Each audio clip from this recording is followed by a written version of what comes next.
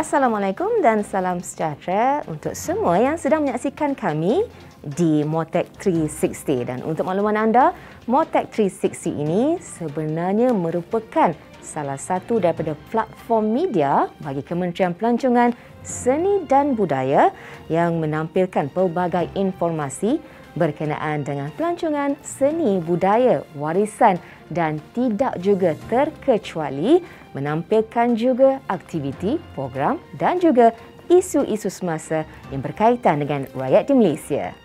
Paparan Motec 360 kali ini akan mengupas isu umrah yang hangat diperkatakan baru-baru ini. Kementerian Pelancongan, Seni dan Budaya juga telah mencari pelbagai kaedah yang terbaik khususnya untuk menangani isu umrah ini. Motec 360 pada kali ini juga akan menyelusuri di antara kaedah-kaedah yang telah diambil oleh kementerian, antaranya dengan menggariskan beberapa SOP yang baru. Antaranya pengesahan sijil vaksin jemaah sebelum menerima bayaran pakej perkhidmatan umrah dan menjalani kuarantin wajib di stesen kuarantin. Selain itu juga, Menteri Pelancongan, Seni dan Budaya iaitu Yang Berhormat Datuk Seri Nancy Shukri dan Yang Berhormat Menteri Kesihatan iaitu Hari Jamaluddin telah meletakkan beberapa garis panduan yang baru bagi peserta umrah dan juga mereka telah membuka garis panduan masa dengan membuka semula bagi perjalanan umrah pada 19 Januari yang lalu. Alhamdulillah, pada 8 Februari 2022 yang lalu, kerajaan telah pun membuat pengumuman yang menyatakan tentang rakyat Malaysia kini sudah pun ataupun boleh mengerjakan umrah. Namun, mereka perlu mematuhi SOP yang telah ditetapkan oleh pihak kerajaan.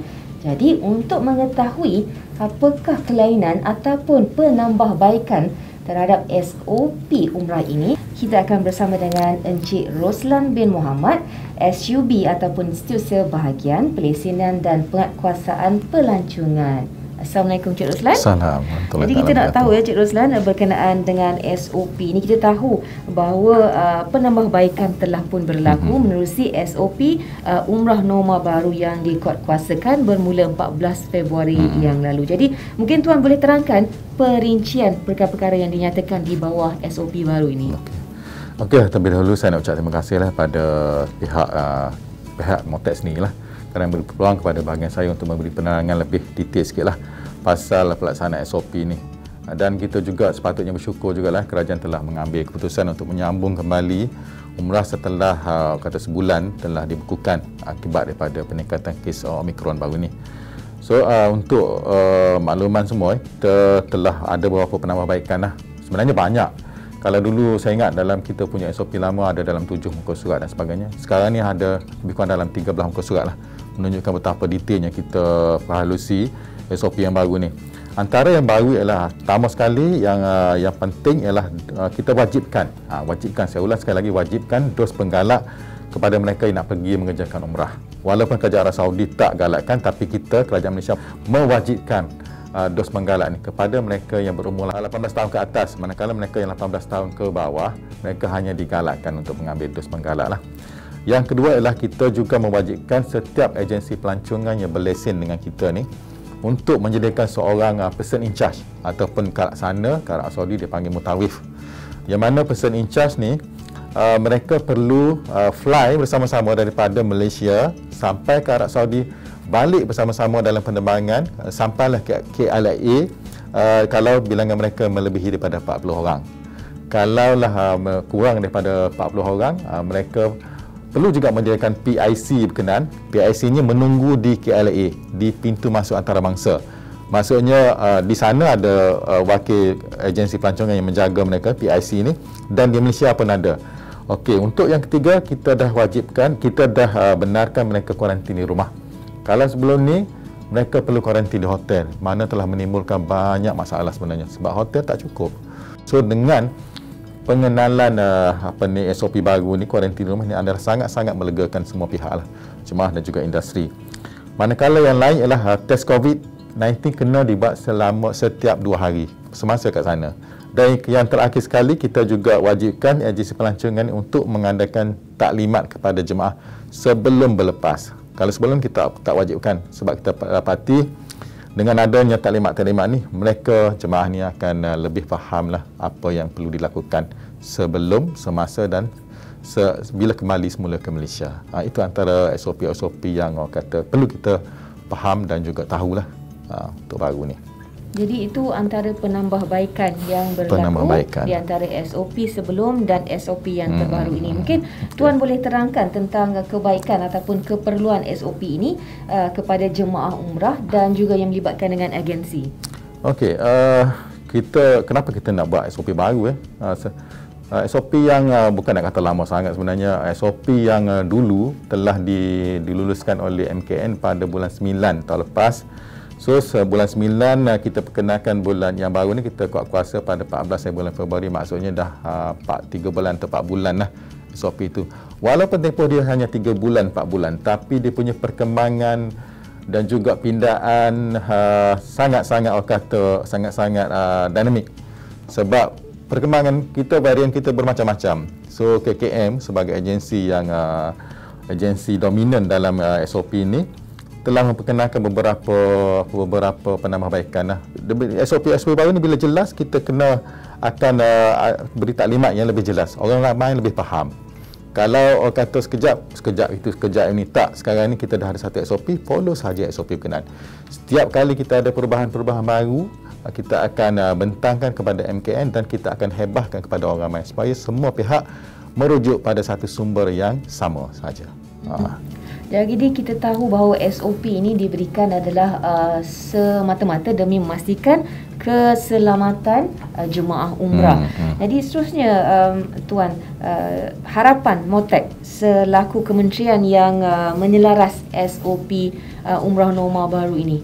Okeylah, sebagai awak kata, sebenarnya untuk pengetahuan semua, sebanyak lebih kurang dalam 482 agensi pelancongan telah diberi lesen untuk menjalankan umrah. Banyak syarikat yang telah diberikan. So bila kita harap saya harap bila SOP ini dilaksanakan dan telah dikuatkuasakan, semua agensi pelancongan mematuhilah. Sebab dulu disebabkan kita mungkin terleka dan sebagainya, kerajaan telah dan juga berlaku peningkatan kes Omicron yang kita semua tahu sangat mudah tersebar, dan kita harap semua pihak mematuhi SOP ini. Sebab dengan cara ini kita dapat membendung. Nak menghapuskan COVID-19 ini mustahil, tapi at least kita dapat membendung dengan kita pematuhan kepada SOP yang telah diluluskan lah. Dan kita harap sangat dengan pematuhan ini, kerajaan tak perlu lagi dah nak buat second round untuk orang kata pembekuan nak pergi umrah ni. Sebab bila kita buat pembekuan berkenaan, ramai pihak yang akan terkesan lah. Agensi pelancongan, publik sendiri pun terpaksa lah orang kata, kadang-kadang ada setengah-setengah bayaran tu tak boleh dikembalikan, tak unrefundable. Sebab tu kerajaan baru ni, kita ni mungkin tak masuk dalam soalan, tapi tak apa, saya maklumkan juga. Baru ni kita telah disebabkan sebulan tu ada beberapa sebelingan jemaah yang hangus dia punya duit. Terutama sekali bila mereka visa telah dikeluarkan, mereka terpaksa membayar dulu benda-benda macam contohnya macam bilik-bilik hotel, visa, kos pengangkutan, penginapan semasa Arab Saudi itu memang tak balik pulang lagi. Tapi kerajaan sangat prihatin dengan bersetuju untuk membayar sedikit sagu hatilah kepada jemaah yang terkesan itulah. So sekarang ni bahagian saya lah tengah memproses permohonan berkenaan, dan first kata satu fasa pembayaran telah dibuat sebenarnya pada, saya ingat tak silap saya 2-3 hari lepas telah bayar. Itu kalau kita semua pihak bermainkan peranan, termasuklah agensi-agensi yang berkaitan, terutama sekali yang menjalankan pengendalian semasa ketibaan balik jemaah di KLIA, benda ni akan dapat dibendung dan semua pihak pergi menjalankan umrah dalam keadaan selamat lah. Kita nak buat kita nak buat ibadah kan, nak dapatkan keredaan Allah tu dengan keadaan yang selamat. Pergi dengan selamat, balik pun dengan selamat. Itulah harapan saya lah. Yang penting sekali tujuan SOP ini adalah untuk memastikan jemaah selamat dan sekurang-kurangnya kita dapat mengurangkan penularan wabak COVID-19. Mengurangkan, nak hapuskan tak boleh, mustahil. Jadi tuan, untuk yang terakhir sekali, mungkin ada sedikit pesanan kepada jemaah umrah yang akan menunaikan umrah dan juga kepada agensi yang menguruskan jemaah-jemaah ini. Okeylah, saya selalu berharaplah sebab kami dalam MOTEC ni telah diberi peranan sebagai kata agensi penyelaras kepada agensi-agensi kerajaan dan juga separa kerajaan yang terlibat dalam penerimaan ataupun pengurusan pengerjaan umrah ni lah. Antaranya macam KKM, NATMA, JIM, MKN dan pihak berkuasa airport Berhad lah. Yang itu antara itu kita diberi peranan lah. Dan saya juga berharap juga pihak-pihak terlibat agensi patuhlah kepada SOP. Contohnya macam PIC itu, PIC lah, kena bantulah mereka. Di bawah jagaan mereka tu, tolong mereka isi barang, bawa mereka ke tempat yang betul dan sebagainya. Itu peranan masing-masing. Dan bagi pihak MOTEC ni, bahagian saya lah, bahagian penguasaan ni, saya akan terus turun, kita akan terus turun dan memantau benda ni.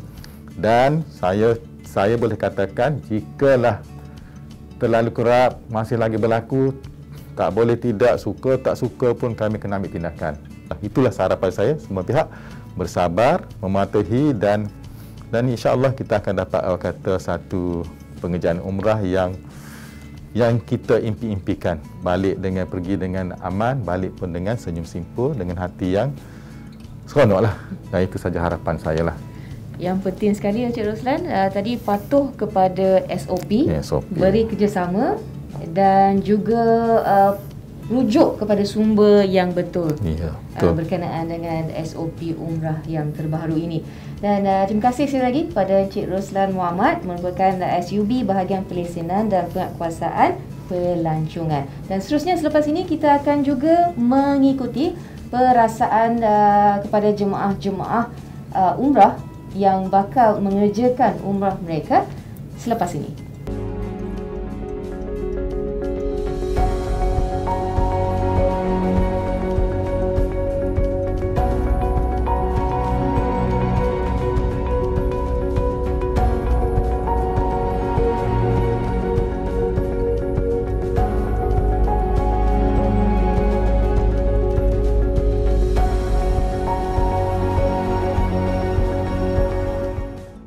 Rasa amat gembira lah kerana apabila diberitahu bahawa kerajaan telah membenarkan kembali ibadah umrah dapat dilaksanakan oleh rakyat Malaysia, terutama sekali yang mereka yang dah lama bercita-cita. Dan alhamdulillah kerajaan selepas berbincangan dengan berbagai pihak, terutama sekali dengan agensi umrah yang telah saya rasa dah bekerja keras untuk pastikan bahawa ianya dapat dibuka semula, dan alhamdulillah kami di antara golongan pertama yang dapat mengerjakan umrah kembali. Alhamdulillah.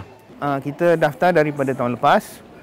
Tahun lepas pernah ada pembukaan dan tetapi telah ditutup selama lebih kurang sebulan atau lebih. Saya rasa yang paling penting adalah self discipline, awareness.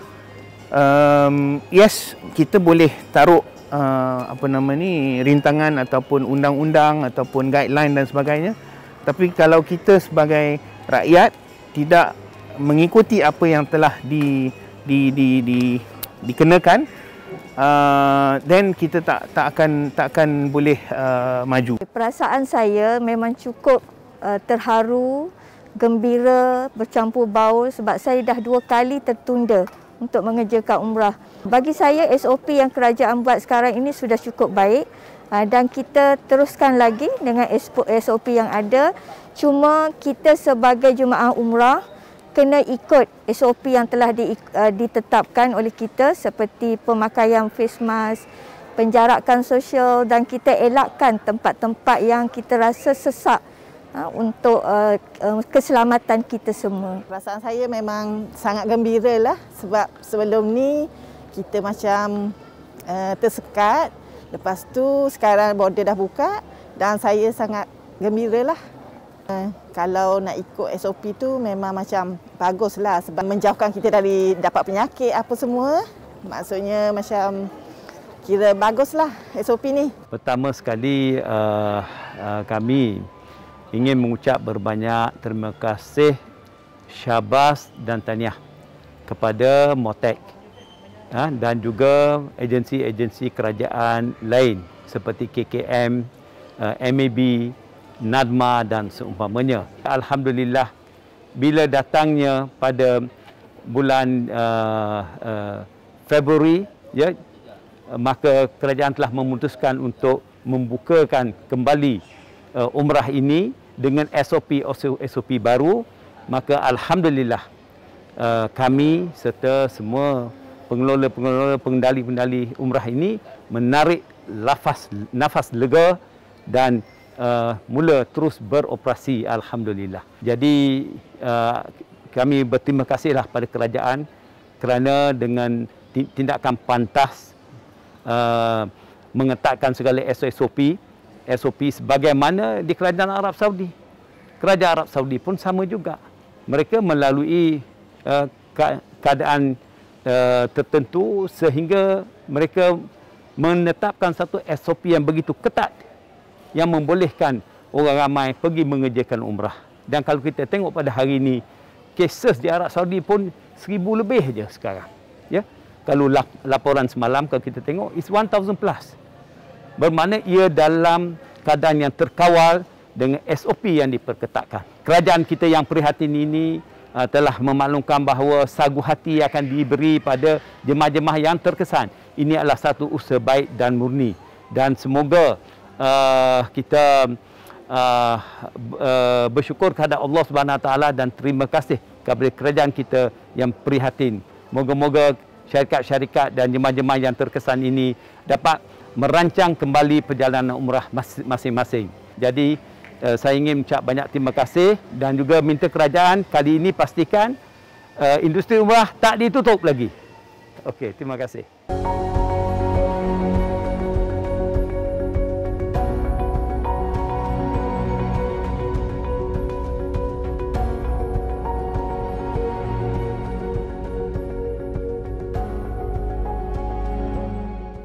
Sebagai kesimpulannya, Kementerian Pelancongan Seni dan Budaya sangat-sangat mengambil berat terhadap isu umrah ini dengan mengambil langkah dan juga tindakan yang terbaik demi menjamin keselamatan para peserta ataupun jemaah umrah. Kini, jemaah umrah kembali dapat meneruskan ibadah umrah mereka dengan mengikuti SOP yang telah ditetapkan. Begitu juga yang kita harapkan kepada pengendali-pengendali umrah yang dapat meneruskan perniagaan mereka dan sedikit sebanyak dapat menyumbang kepada ekonomi pelancongan di negara ini. Kami di Motec 360 senantiasa mengambil berat dan peduli tentang pelbagai permasalahan yang anda alami. Ikuti kami di Motec 360 menerusi Facebook dan juga Instagram untuk anda mendapatkan pelbagai informasi dan mengikuti pelbagai aktiviti yang menarik yang telah disediakan oleh pihak kementerian. Aspirasi Motec, destinasi lestari kaya budaya. Assalamualaikum dan jumpa lagi.